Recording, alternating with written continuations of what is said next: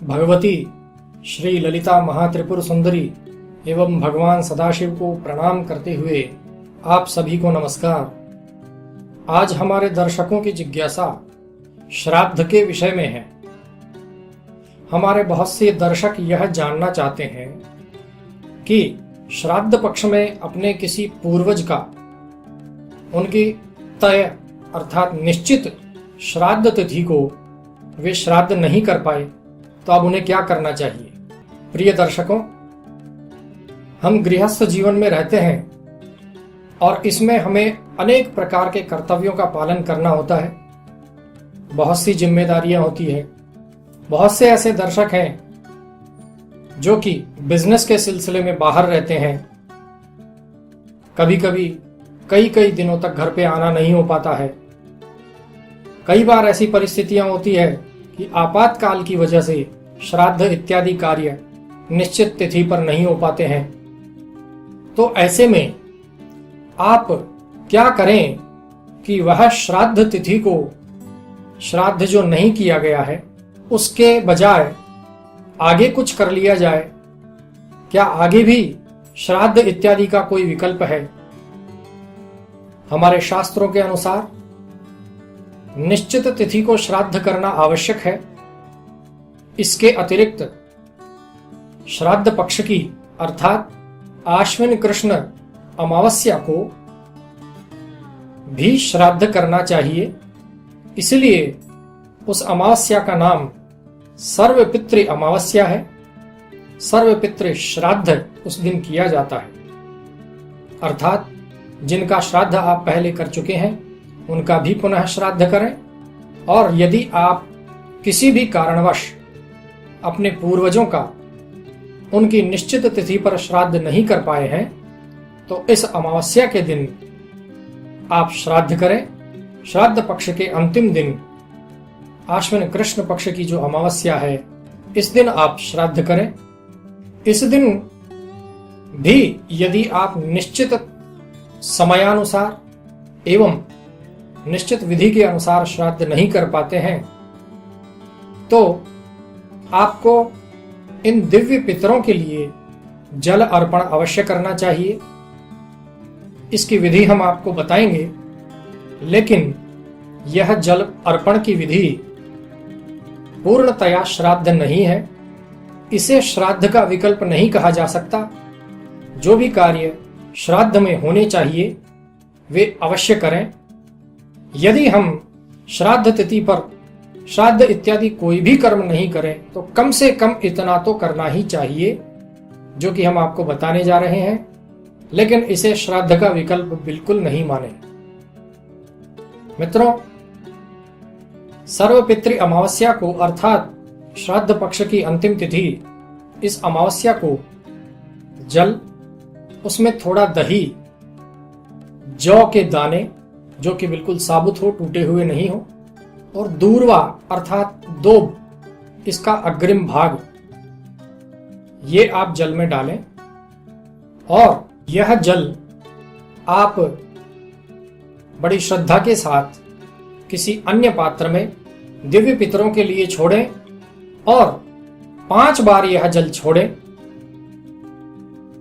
5 बार आपको विभिन्न रूप से अलग अलग दिव्य पितरेश्वरों का ध्यान करना है, जिसमें कि प्रथम बार जो आप जल अर्पण कर रहे हैं ये विश्वदेव के लिए अर्पित करें। दूसरी बार जो आप जल अर्पित कर रहे हैं यह जल पिता, यदि आपके पिता जीवित नहीं हैं तो अपने पिता के लिए और अपने दादाजी के लिए और आपके पिता के दादाजी के लिए, इन तीनों पीढ़ियों के लिए यह जल अर्पित करें। तीसरी बार जो जल अर्पित करेंगे यह जल आपकी माता के लिए, माता आपकी जीवित नहीं है तो आपकी माता के लिए यह जल अर्पित करें। माता के पश्चात दादी के लिए यह जल अर्पित करें और उसके बाद आपके पिताजी की दादी जी के लिए यह जल अर्पित करें। चौथी बार जो जल आप अर्पित करेंगे यह यदि आपके नाना जी जीवित नहीं है तो आपके नाना के लिए, उसके बाद उनके पिताजी के लिए, तदनंतर उनके भी पिताजी के लिए, इन तीनों पीढ़ियों के लिए यह जल होगा। पांचवी और अंतिम बार जो जल आप अर्पित करेंगे वह भगवान श्री गणेशांबिका के लिए, अर्थात भगवान श्री गणेश और माता अंबिका, इनके लिए अर्पित करेंगे।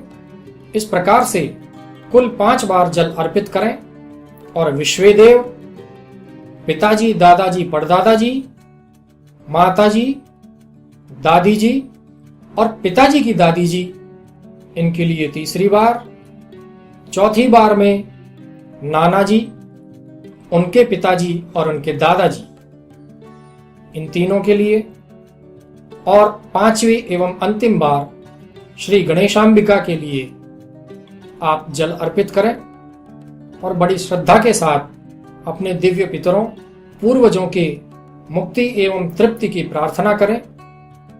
ईश्वर से, भगवान से यह प्रार्थना करें कि वे आत्मा जहां भी विद्यमान हो उन्हें तृप्ति मिले और भगवान की कृपा से मुक्ति मिले। इसमें ध्यातव्य अर्थात ध्यान देने योग्य बात यह है, जो कि आप सभी जानते हैं, लेकिन हम पुनः आपको यह बता रहे हैं कि श्राद्ध उसी का किया जाता है जो पूर्वज है, अब इस दुनिया में, इस संसार में विद्यमान नहीं है, और उसी के द्वारा किया जाता है जो कि सबसे बड़ा है।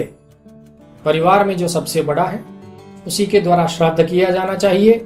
यदि आपके पिताजी जीवित हैं तो श्राद्ध आपके पिताजी करेंगे, आप नहीं करेंगे। इसीलिए ये जो पीढ़ी दर पीढ़ी व्यवस्था बनाई गई है, 5 बार जो जल अर्पित करने के अंतर्गत जो पीढ़ियों की व्यवस्था है, उसका कारण यही है कि परिवार में सबसे बड़ा व्यक्ति इस श्राद्ध को, जल अर्पण, तर्पण इत्यादि कार्यों को करे। यदि आपने नियत निश्चित श्राद्ध तिथि को ब्राह्मण भोजन नहीं करवाया है तो आप अमावस्या को करवाएं।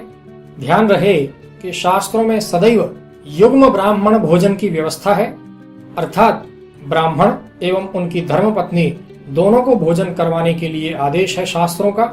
केवल एक को भोजन नहीं करवाएं, शास्त्रोक्त पद्धति से ही यह कार्य करें और उन्हें द्राक्षामलक अर्थात द्राक्ष, मुनक्का और आमलक अर्थात आमला, मुनक्का और आमला किसी भी फॉर्म में आप उन्हें समर्पित करें, उन्हें दें और इसके साथ में दक्षिणा भी दें।